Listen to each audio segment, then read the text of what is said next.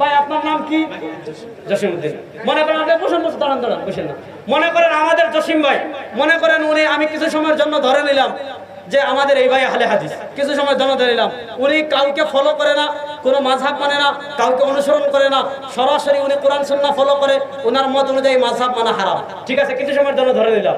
এবার মনে করেন আমাদের ভাই, মনোযোগী মশলাটা বুঝেন, জসিম ভাই আজকে ফজরের সময় মসজিদে আসছে, মসজিদে আইসা দেখছে ওরে বাবারে কি গরম, সারা রাত লোডশেডিং ছিল, কারেন্টে ঘুমাইতে পারে নাই, ফজরের সময় কারেন্ট আসছে, আবার মসজিদে এসি। ইমাম সাহেব যখন আল্লাহু আকবার বলে সিজদাতে গেছেন, জসিম ভাই বিসমিল্লাহ আল্লাহু আকবার আল্লাহুম্মা বিসমিকা আমাদের বেলা ঘুমাইছে। হঠাৎ ঘুম ভাঙছে, ঘুম ভাঙে দেখে ইমাম সাহেব কবে সালাম ফিরাই চলে গেছে। এখন সে কোনো মতে নামাজটা শেষ করছে, সালাম ফিরানোর পর সন্দেহ লাগছে যে নামাজ, সালাম তো ফিরাইলাম, নামাজটা হইল কিনা, আমি তো ঘুমাই গেছিলাম।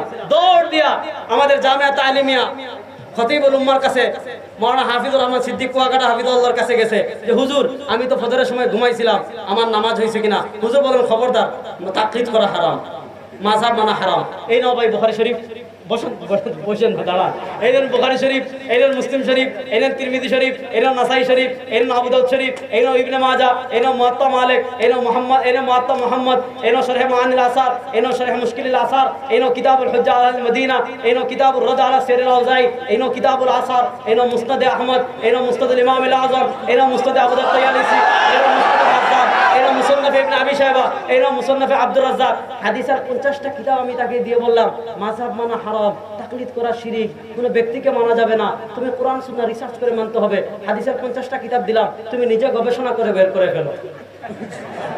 ভাই আপনি পারবেন? জোরে বলেন, এদিকে ফিরে বলেন, আপনি পারবেন? বসেন।